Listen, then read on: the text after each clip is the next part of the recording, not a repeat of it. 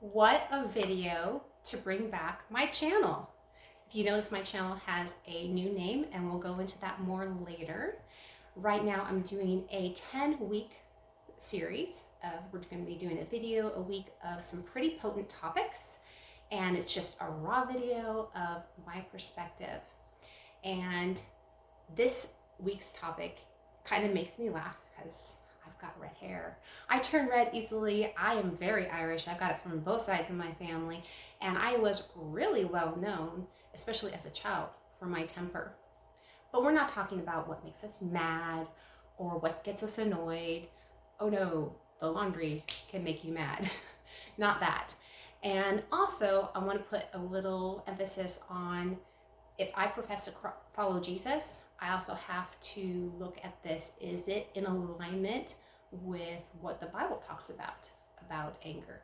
And the Bible does talk quite a bit about what makes God angry, and gave us some great examples of how Jesus handled anger. Remember the verse, be angry and sin not. And Jesus, we usually think about that example when he was in the temple, turning over the tables, driving them out with the whips. He had every right to be angry. And wow, I wasn't allowed to throw things or hit people as a kid, for sure. And then another point, he's talking to the Pharisees and he tells them that they're snakes and they're as disgusting as the inside of tombs full of rotting bones. I also wasn't allowed to name call, but that's besides the point. Obviously, there are examples of when it is absolutely appropriate to be angry, and there are appropriate measures to take. So at no point should we turn the anger towards someone in a, like, I wish that they didn't exist type scenario. That is never okay. So let's just get into it. I've got probably several things that make me truly angry. And the more I think about it, the more those come to the surface. But I thought probably the first three that come to the surface first are going to be the ones that really do come from what I've dealt with in life the most. So let's get into it. The first one is people who misuse or cherry pick the Bible to validate or excuse eating or abusing animals. Yeah, that's pretty much it right there. It makes me very angry. And if you point out scripture to try to excuse what you're doing, that makes me angry. If you point out scripture to try to understand it, that's completely different. And let's have a great discussion about that so we can both come to a better understanding. But yeah, justification, no. And yeah, this includes if you're going to the store and buying animal products, your money is going towards animal abuse, especially industrial, all of that. Yeah, that's going towards abuse. So unless you would be advocating doing that, it's kind of hypocritical, don't you think? To be doing that, and that's hard to take a look at in the mirror.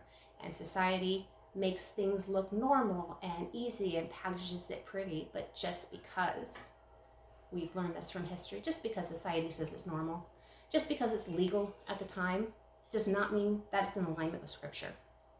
And yeah, does not mean that it's right, even if you don't believe in scripture. It doesn't make it right. You have to have foundational truth that you keep going back to. The second one, kind of a theme here, religious Pharisee type thinking is despised by Jesus. That's a good word, despised, and has caused immense damage in shutting down, I believe, especially women, to the point they're no longer in touch with their authentic selves.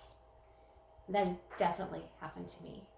I can remember who I was as a child, and that slowly being squashed by people I was told to look up to, people who were supposed to be my leaders, my elders, mature in the faith.